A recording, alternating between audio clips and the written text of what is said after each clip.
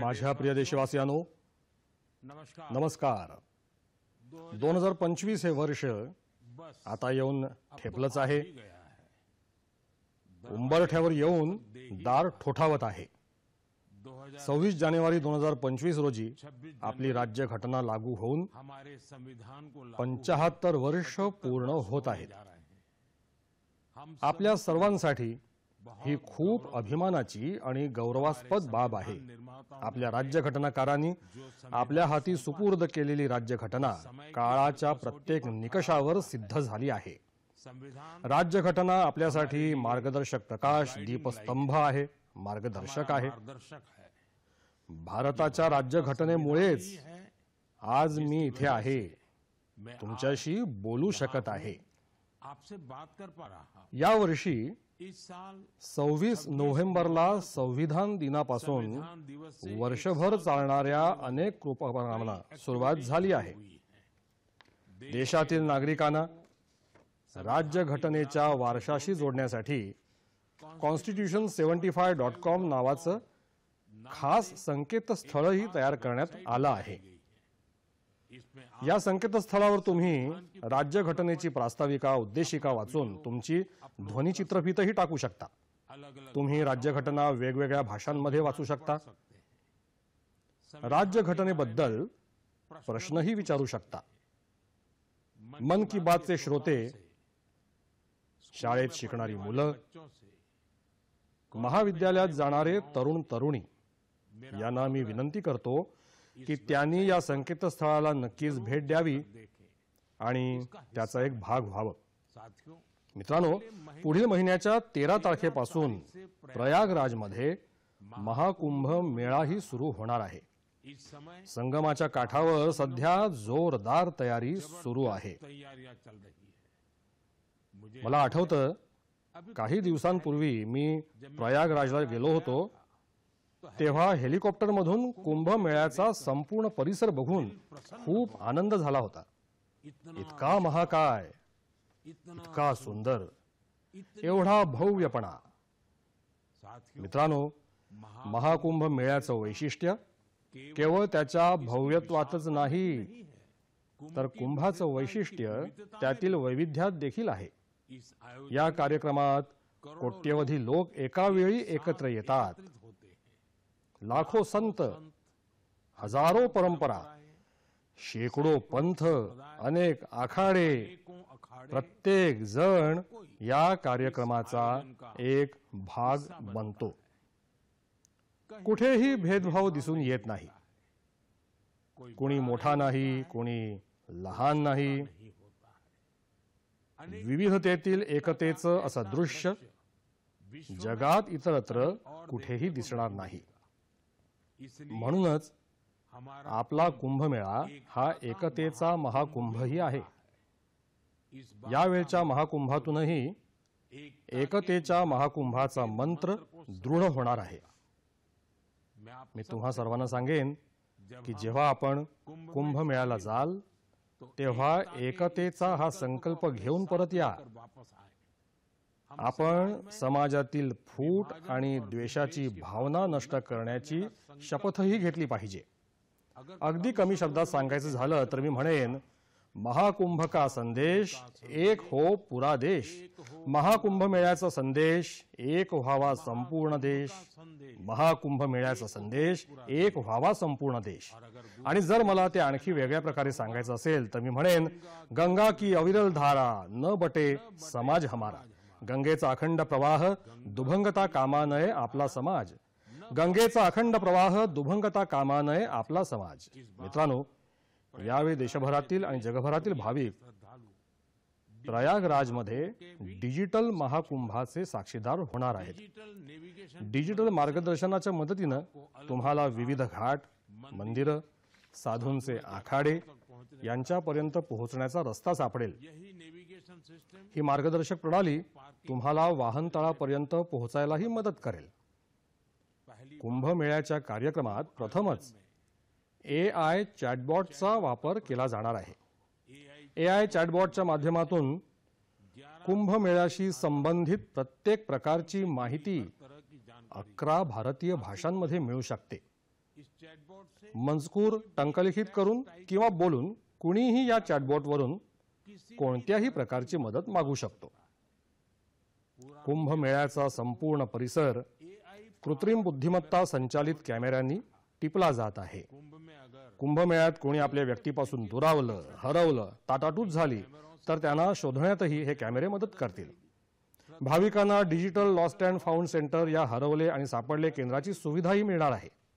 तसंच भाविकांना सरकार मान्य टूर पॅकेज ही प्रवास कार्यक्रम व्यवस्था, निवास आणि होमस्टे म्हणजे स्थानिकांच्या घरात पर्यटकांची राहण्याची सुविधा याबाबतची माहिती मोबाईलवर दिली जाईल. तुम्हीही महाकुंभमेळ्याला गेलात तर या सुविधांचा लाभ घ्या आणि हो, एकता का महाकुंभ अर्थात एकतेचा महाकुंभ मेळा या हॅशटॅगसह तुमचा सेल्फी नक्कीच टाका. मित्रांनो, मन की बात अर्थात MKB मध्ये आता आपण KTB बद्दल बोलणार आहोत. ज्येष्ठांच्या पिढीतील अनेकांना KTB बद्दल माहित नसेल, पण जरा मुलांना विचारा, त्यांच्यात KTB खूप प्रसिद्ध आहे. KTB म्हणजे क्रुश, त्रुश आणि बाल्टी बॉय. तुम्हाला कदाचित मुलांच्या या आवडत्या ॲनिमेशन मालिकेबद्दल माहिती असेल आणि तिचं नाव आहे KTB भारत है हम. आणि आता या मालिकेचा दुसरा हंगामही आला आहे. ही 3 ॲनिमेशन पात्र आपल्याला भारतीय स्वातंत्र्य लढ्यातील त्या नायक आणि नायिकांबद्दल सांगतात जे फारसे चर्चेत नसतात. नुकताच या मालिकेचा हंगाम 2 गोवा इथे नुकत्याच झालेल्या भारतीय आंतरराष्ट्रीय चित्रपट महोत्सव इफ्फीत अतिशय खास पद्धतीनं सुरू करण्यात आला. सर्वात महत्त्वाची गोष्ट अशी की ही मालिका फक्त अनेक भारतीय भाषांमध्येच नाही तर परदेशी भाषांमध्येही प्रसारित केली जाते. ही मालिका दूरदर्शन तसंच इतर OTT मंचांवर देखील पाहता येते. मित्रांनो, आपल्या ॲनिमेशन पटांची, नियमित चित्रपटांची आणि TV मालिकांची लोकप्रियता हेच दाखवते की भारताच्या सर्जनशील उद्योगात केवढी क्षमता आहे. हा उद्योग देशाच्या प्रगतीत मोठं योगदान तर देत आहेच, पण आपल्या अर्थव्यवस्थेलाही नवी उंची गाठून देत आहे. आपल्या देशाचा चित्रपट आणि मनोरंजन उद्योग खूप मोठा आहे. देशातील कितीतरी भाषांमध्ये चित्रपट बनवले जातात. सर्जनशील आशयाची निर्मिती होते. मी आपल्या चित्रपट आणि मनोरंजन उद्योगाचंही अभिनंदन करतो, कारण त्यांनी एक भारत श्रेष्ठ भारत ही भावना मजबूत केली आहे. मित्रांनो, 2024 मध्ये आपण चित्रपट सृष्टीतील अनेक महान व्यक्तींची 100वी जयंती साजरी करत आलो आहोत. या व्यक्तिमत्वांनी भारतीय चित्रपट सृष्टीला जागतिक स्तरावर ओळख मिळवून दिली. राज कपूरजींनी चित्रपटांच्या माध्यमातून जगाला भारताच्या सॉफ्ट पॉवरची, सुप्त शक्तीची ओळख करून दिली. रफी साहेबांच्या आवाजात असलेली जादू प्रत्येकाच्या हृदयाला भिडणारी होती आणि आहे. त्यांचा आवाज अप्रतिम होता. भक्तिगीतं असोत की प्रेमगीतं, दर्दभरी गाणी असोत, प्रत्येक भावना त्यांनी आपल्या आवाजानं जिवंत केली. कलाकार म्हणून त्यांची महत्ता किती आहे हे आजही तरुण पिढी त्यांची गाणी तितक्याच तन्मयतेनं ऐकते. यावरून आपल्याला समजतं. हीच तर आहे कालातीत कलेची ओळख. अक्किनेनी नागेश्वरराव गारू यांनी तेलुगू सिनेमाला नव्या उंचीवर नेला आहे. त्यांच्या चित्रपटांनी भारतीय परंपरा आणि मूल्य उत्तम प्रकारे मांडली. बखूबी प्रस्तुत किया. तपन सिन्हाजी यांच्या चित्रपटांनी समाजाला एक नवी दृष्टी दिली. त्यांच्या चित्रपटांमध्ये सामाजिक जाणीवा आणि राष्ट्रीय एकात्मतेचा संदेश असे. हमारी आपल्या संपूर्ण चित्रपट सृष्टीसाठी या वलयांकित मान्यवरांचं जीवन म्हणजे एक प्रेरणा आहे. मित्रांनो, मला तुम्हाला आणखी एक आनंदाची बातमी द्यायची आहे. भारताची सर्जनशील प्रतिभा जगासमोर मांडण्याची नामी संधी चालून येत आहे. पुढील वर्षी world audio visual entertainment summit म्हणजेच वेव्ज ही जागतिक ध्वनिचित्र करमणूक परिषद आपल्या देशात प्रथमच आयोजित करण्यात येणार आहे. तुम्ही सर्वांनी दावोस बद्दल ऐकलं असेल, जिथे जगातील अर्थविश्वातले रथी महारथी एकत्र येतात. त्याच धर्तीवर वेव्ज परिषदेमध्ये जगातील माध्यम आणि मनोरंजन उद्योगातील दिग्गज आणि सर्जनशील जगतातील लोक भारतात येणार आहेत. भारताला जागतिक आशयघन करमणूक निर्मितीचं केंद्र बनवण्याच्या दिशेनं ही परिषद एक महत्त्वपूर्ण पाऊल आहे. मला सांगायला अभिमान वाटतो, या शिखर परिषदेच्या तयारीत आपल्या देशातील तरुण निर्मिकही उत्साहानं सहभागी होत आहेत. आपण 5 ट्रिलियन अर्थात 5 लाख कोटी डॉलरच्या अर्थव्यवस्थेकडे वाटचाल करत असताना आपली निर्मिती अर्थव्यवस्था एक नवीन ऊर्जा घेऊन येते. मी भारतातील संपूर्ण मनोरंजन आणि सर्जनशील उद्योगांना विनंती करेन, तुम्ही एक नवोदित निर्मिक असाल किंवा प्रस्थापित कलाकार, बॉलिवूडशी संबंधित असाल किंवा प्रादेशिक चित्रपटकर्मी असाल, दूरचित्रवाणी उद्योगातील व्यावसायिक असाल किंवा ॲनिमेशन तज्ज्ञ असाल, गेमिंग करते असाल किंवा मनोरंजन तंत्रज्ञानातील नवोन्मेषक, तुम्ही सर्व वेव्ज परिषदेचा एक भाग व्हा. माझ्या प्रिय देशवासियांनो, आज जगाच्या कानाकोपऱ्यात भारतीय संस्कृतीचं तेज कसं पसरत आहे हे तुम्हा सर्वांना माहीत आहे. आज मी तुम्हाला 3 खंडांमध्ये सुरू असलेल्या अशा प्रयत्नांबद्दल सांगेन, जे आपल्या सांस्कृतिक वारशाच्या जागतिक विस्ताराचे साक्षीदार आहेत. ते सर्व एकमेकांपासून मैलोनमैल दूर आहेत, पण भारताला जाणून घेण्याची आणि आपल्या संस्कृतीतून काही शिकण्याचा त्यांचा ध्यास एकच आहे.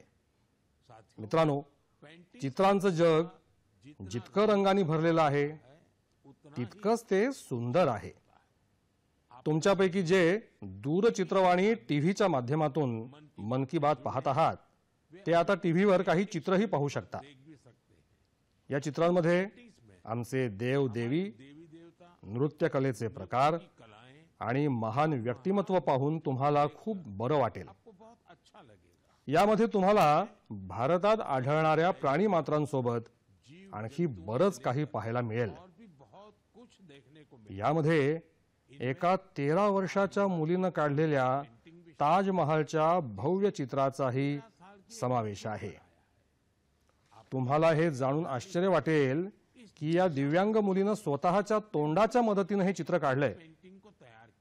बरं, सर्वात मनोरंजक बाब म्हणजे ही चित्र काढणारे विद्यार्थी भारतातले नसून इजिप्तमधले आहेत.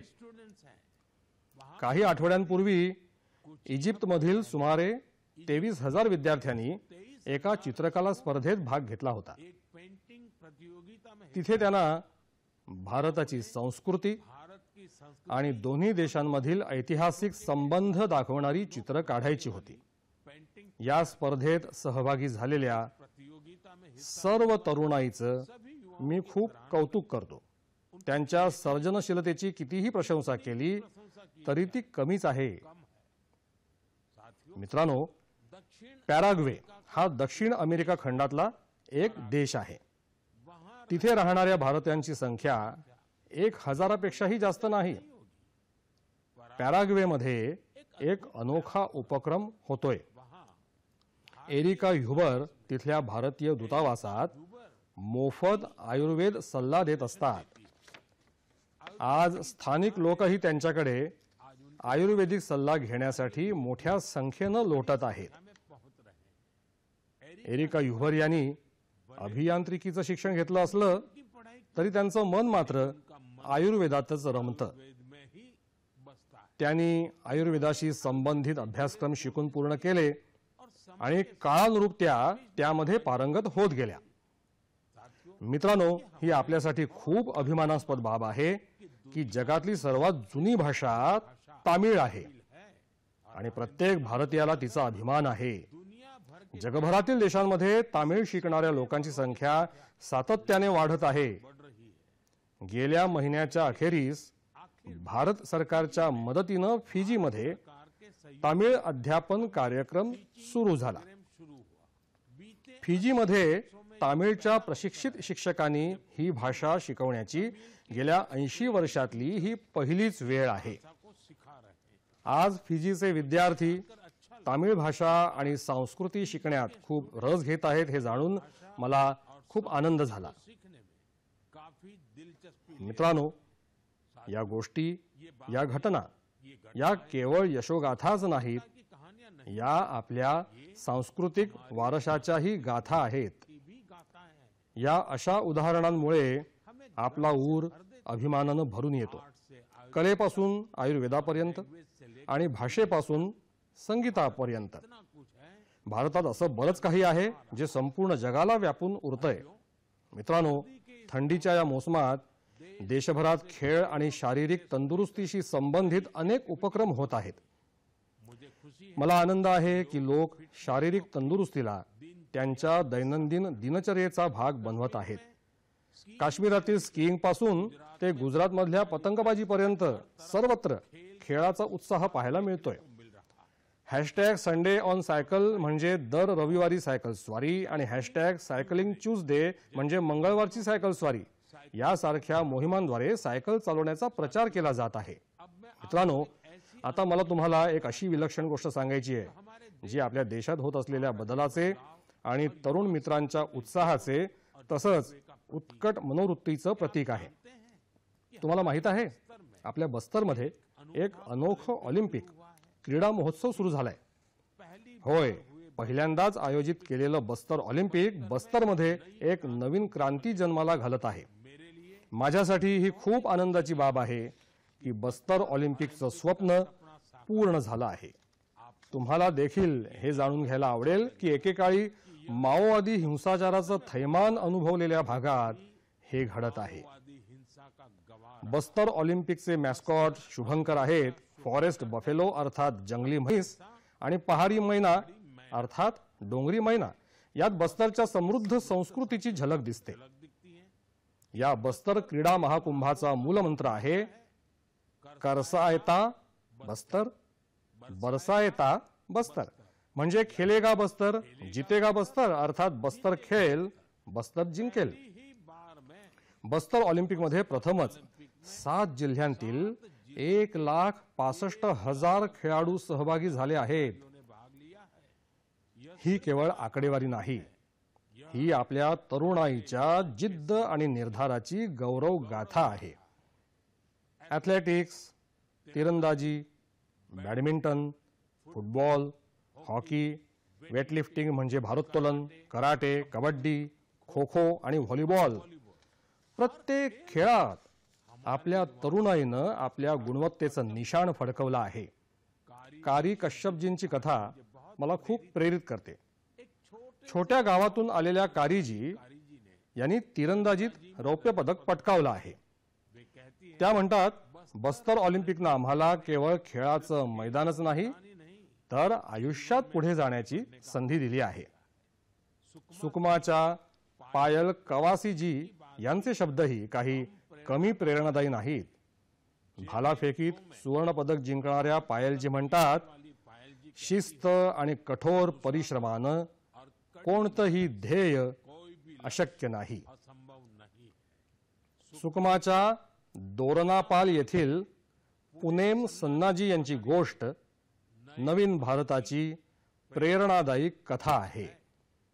एकेकाळी नक्षलवादी प्रभावाखाली आलेले पुनेमजी आज व्हीलचेअरवर चाकाच्या खुर्चीत बसून धावत पदक जिंकत आहेत. त्यांचं धाडस आणि मनोबल प्रत्येकासाठी प्रेरणादायी आहे. कोडगावचा धनुर्धारी तिरंदाज रंजू सोरी यांची बस्तर यूथ आयकॉन, बस्तर युवा आदर्श म्हणून निवड झाली आहे. त्यांना विश्वास आहे बस्तर ऑलिम्पिक दुर्गम भागातील तरुणाईला राष्ट्रीय स्तरावर पोहोचवण्याची संधी देत आहे. मित्रांनो, बस्तर ऑलिम्पिक हे केवळ एक क्रीडा आयोजन नाही, हे एक असं व्यासपीठ आहे जिथे विकास आणि खेळ यांचा संगम होत आहे, जिथे आपली तरुणाई आपल्या कलागुणांना उजाळा देत आहे आणि एक नवीन भारत घडवत आहे. मी आपणा सर्वांना विनंती करतो, तुमच्या परिसरात अशा क्रीडा स्पर्धा आयोजनांना प्रोत्साहन द्या.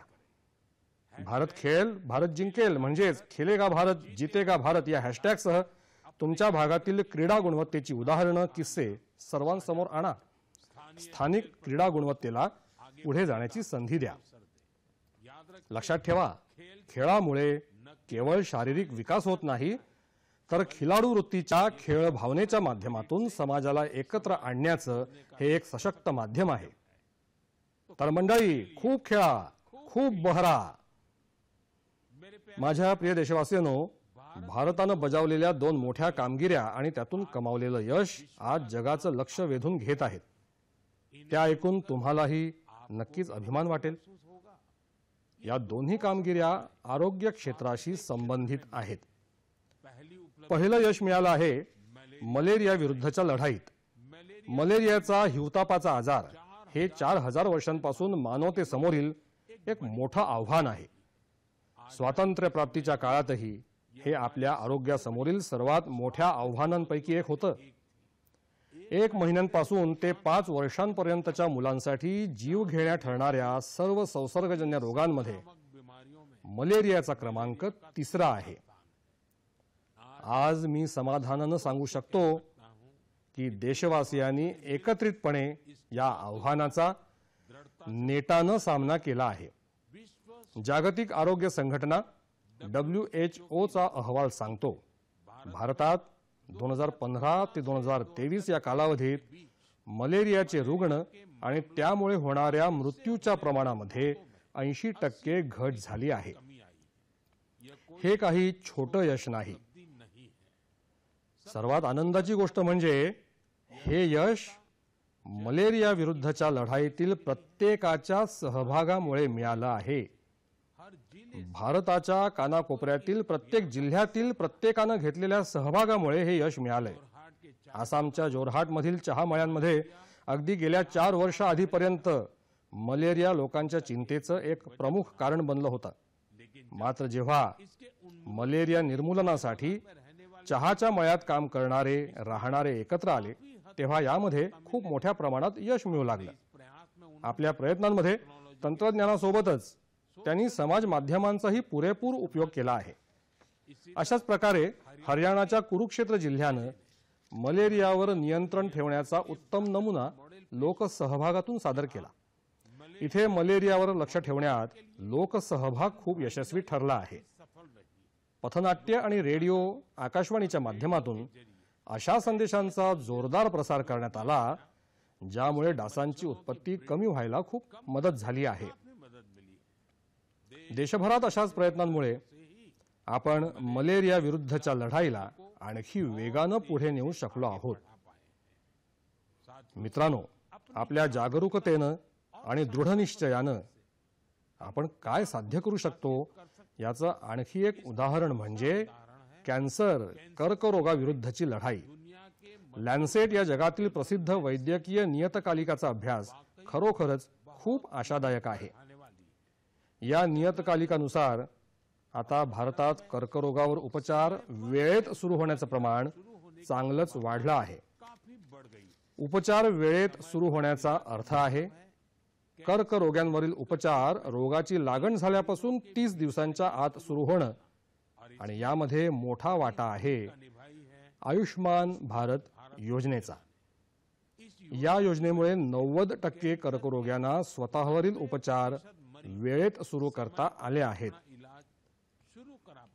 असं अशामुळे घडलं आहे कारण पूर्वी गरीब रुग्ण पैशानभावी कर्करोगाचं निदान आणि उपचार टाळत होते. आता आयुष्मान भारत योजना त्यांच्यासाठी एक मोठा आधार बनली आहे. आता ते स्वतःहून पुढाकार घेत उपचारांसाठी पुढे येत आहेत. आयुष्मान भारत योजनेमुळे कर्करोगावरील उपचारात येणाऱ्या आर्थिक समस्या बऱ्याच अंशी कमी झाल्या आहेत. आणखी एक चांगली गोष्ट अशी आहे की आज योग्य वेळेत कर्करोगावरील उपचारांबाबत लोक पहिल्यापेक्षा जास्त जागरूक झाले आहेत. हे यश जेवढं आपल्या आरोग्य सेवा व्यवस्थेचं आहे, डॉक्टर्स, परिचारिका आणि तांत्रिक कर्मचारी वृंदाचं आहे, तेवढंच माझ्या सर्व नागरिक बंधू भगिनींचंही आहे. सर्वांच्या प्रयत्नांनी कर्करोगावर मात करण्याचा निर्धार आणखी दृढ झाला आहे. या यशाचं श्रेय त्या सर्वांनाच जातं ज्यांनी जनजागृतीसाठी महत्त्वपूर्ण योगदान दिलं आहे. कर्करोगाविरुद्ध लढण्याचा एकच मंत्र आहे, खबरदारी, कृती आणि दिलासा. खबरदारी म्हणजे कर्करोग आणि त्याच्या लक्षणांबद्दल सजग असणं. कृती म्हणजे वेळेत निदान आणि उपचार.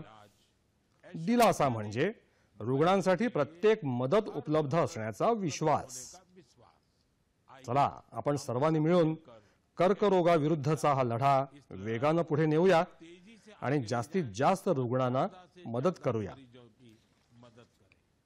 माझ्या प्रिय देशवासियांनो, आज मी तुम्हाला ओदिशातील कालाहंडीच्या एका अशा उपक्रमाबद्दल सांगू इच्छितो जो पाण्याचा तुटवडा आणि साधन संपत्तीची वानवा असूनही नवी यशोगाथा लिहित आहे.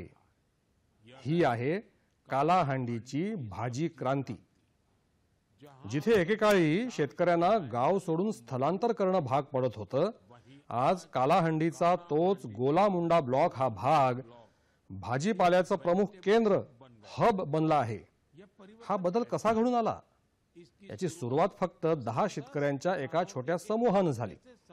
या समूहानं मिळून FPO, फार्मर्स प्रोड्युसर ऑर्गनायझेशन या शेतकरी उत्पादक संघटनेची स्थापना केली. शेतीमध्ये आधुनिक तंत्रज्ञानाचा उपयोग सुरू केला आणि आज त्यांची FPO कोट्यवधींचा व्यवसाय करत आहे.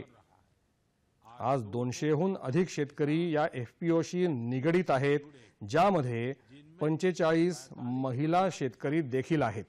हे लोक मिळून 200 एकरात टोमॅटो तर 150 एकरात कारल्याचं उत्पादन घेत आहेत.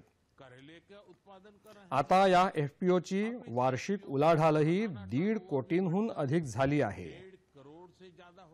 आज कालाहंडीचा भाजीपाला फक्त ओदिशाच्या विविध जिल्ह्यांमध्येच नाही तर इतर राज्यांमध्येही पोहोचत आहे आणि तेथील शेतकरी आता बटाटा आणि कांदा लागवडीची नवीन तंत्र शिकत आहेत. मित्रांनो, कालाहंडीचं हे यश आपल्याला जिद्द आणि सामूहिक प्रयत्नानं काय साध्य करता येऊ शकतं हे शिकवते. मी तुम्हा सर्वांना विनंती करतो, तुमच्या क्षेत्रातील FPOना प्रोत्साहन द्या. शेतकरी उत्पादक संघटनांमध्ये सामील व्हा आणि त्यांचं सामर्थ्य वाढवा. लक्षात ठेवा, सुरुवात किरकोळ असली तरीही मोठे बदल शक्य आहेत. आपल्याला बस गरज आहे ती दृढनिश्चय आणि सांघिक भावनेची. मित्रांनो, आजच्या मन की बात मध्ये आपण ऐकलं की कसा आपला भारत विविधतेत एकता साधत आगेकूच करत आहे. क्रीडा क्षेत्र असो की विज्ञान, आरोग्य असो वा शिक्षण, प्रत्येक क्षेत्रात भारत नवनवीन शिखरं गाठत आहे. आपण एकत्रित कुटुंब म्हणून प्रत्येक आव्हानाचा सामना केला आणि नवनवीन यश मिळवलं.